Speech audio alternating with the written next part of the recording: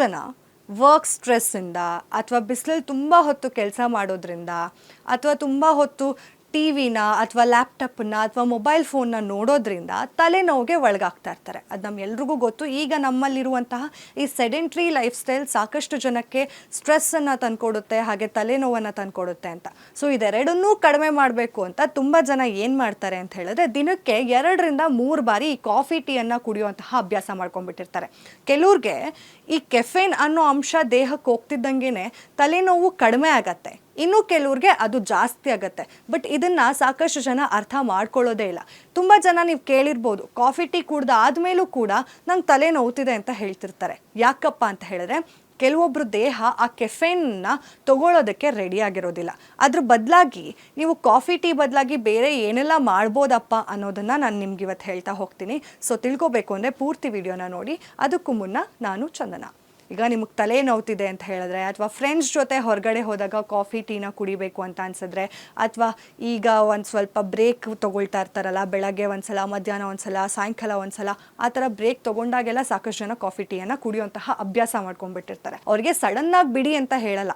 ಸಡನ್ನಾಗಿ ಬಿಟ್ಟರೆ caffeine withdrawal problem ಅನ್ನೋದು ಕೂಡ ಬರ್ತಾ ಹೋಗುತ್ತೆ. ಸೊ ನೀವೇನು ಮಾಡಬೇಕಪ್ಪ ಅಂತ ಹೇಳಿದ್ರೆ, ಅದ್ರ ಬದಲಾಗಿ ನೀವು ದಿನಕ್ಕೆ 4-5 ಬಾರಿ ಕುಡಿಯುವಂತಹ ಟೀ ಕಾಫಿನ ಕಡಿಮೆ ಮಾಡ್ತಾ 1 ಅಥವಾ 2 ಬಾರಿನೋ ಕುಡಿಯೋದನ್ನು ಅಭ್ಯಾಸ ಮಾಡ್ಕೊಳ್ಳಿ. ಆ್ಯಂಡ್ ನಿಮಗೆ ತೀರಾ ತಲೆನೋವು ಬರ್ತಿದೆ ಅಂದಾಗ ಕೆಫೈನ್ನ ಜಾಸ್ತಿ ತಗೊಳ್ಳೋದ್ರ ಬದಲಾಗಿ ನೀವು ಎಳ್ನೀರನ್ನು ಕುಡೀರಿ, ಅಥವಾ ನೀರನ್ನು ಜಾಸ್ತಿ ಪ್ರಮಾಣದಲ್ಲಿ ಕುಡಿಯೋದಕ್ಕೆ ಸ್ಟಾರ್ಟ್ ಮಾಡ್ಕೊಳ್ಳಿ.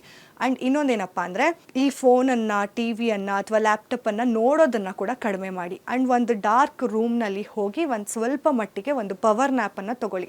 ಆಗ ಕೂಡ ತಲೆನೋವು ಕಡಿಮೆ ಆಗುತ್ತೆ. ಇನ್ನೂ ಕೆಲವರು ಇಲ್ಲ ನನಗೆ ಕಾಫಿನೇ ಮದ್ದು ಅಂತಾರೆ. ಅಲ್ಲ, ಅದ್ರ ಬದಲಾಗಿ ನೀರನ್ನು ಹೆಚ್ಚಾಗಿ ಕುಡೀರಿ. ನಿಮ್ಮ ಬಾಡಿಯನ್ನು ಡಿಹೈಡ್ರೇಟ್ ಆಗಿರುತ್ತೆ, ಅದಕ್ಕೂ ಕೂಡ ತಲೆನೋವು ಬರುವಂತಹ ಚಾನ್ಸಸ್ ಇರುತ್ತೆ. ಸೊ ಡಿಹೈಡ್ರೇಟ್ ಆಗಿರುವಂತಹ ಸಮಯದಲ್ಲಿ ನೀವು ಹೈಡ್ರೇಟ್ ಮಾಡ್ಕೋಬೇಕು ನಿಮ್ಮ ಬಾಡಿನ. ಹೇಗೆ ಹೈಡ್ರೇಟ್ ಮಾಡ್ಕೊಳ್ತೀರಾ? ನೀರನ್ನು ಕುಡಿಯೋದ್ರ ಮುಖಾಂತರ ನೀವು ಹೈಡ್ರೇಟ್ ಮಾಡ್ಕೋಬೇಕು. ಆಗ ಕೂಡ ತಲೆನೋವು ಕಡಿಮೆ ಆಗುತ್ತೆ.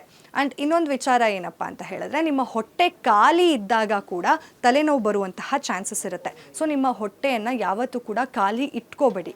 ಟೈಮಿಗೆ ಊಟ ತಿಂಡಿಯನ್ನು ಮಾಡ್ಕೊಳ್ಳಿ. ಆ್ಯಂಡ್ ಇನ್ನೊಂದು ವಿಚಾರ ಏನಪ್ಪ ಅಂತ ಹೇಳಿದ್ರೆ, ನೀವು ಹೆಚ್ಚಾಗಿ ಕೆಫೆನ ತಗೊಳ್ಳೋದ್ರಿಂದ ಕೂಡ ತಲೆನೋವು ಬರುತ್ತೆ. ಅದನ್ನು ನಾನು ನಿಮ್ಗೆ ಆಗ್ಲೇ ಹೇಳ್ತಾ ಹೋದೆ. ಆ್ಯಂಡ್ ಈಗ ನೀವು ತಲೆನೋವನ್ನು ಹೇಗೆ ಹೋಗಿಸ್ಬೇಕು ಅಂತಂದರೆ, ನೀವು ನಿಮಗೆ ಅತಿ ಹೆಚ್ಚು ತಲೆನೋವು ಬರ್ತಿದ್ರೆ ಅಥವಾ ನಿಮಗೆ ಮೈಗ್ರೇನ್ ಪ್ರಾಬ್ಲಮ್ ಇದ್ದರೆ, ನೀವು ಡಾಕ್ಟರನ್ನು ಕನ್ಸಲ್ಟ್ ಮಾಡೋದನ್ನು ಮರಿಬೇಡಿ. ನೀವೇ ಡಾಕ್ಟರ್ ಆಗಿಬಿಟ್ಟು ಸೆಲ್ಫ್ ಮೆಡಿಕೇಷನನ್ನು ಕೂಡ ತೊಗೊಳೋದಕ್ಕೆ ಹೋಗಬೇಡಿ.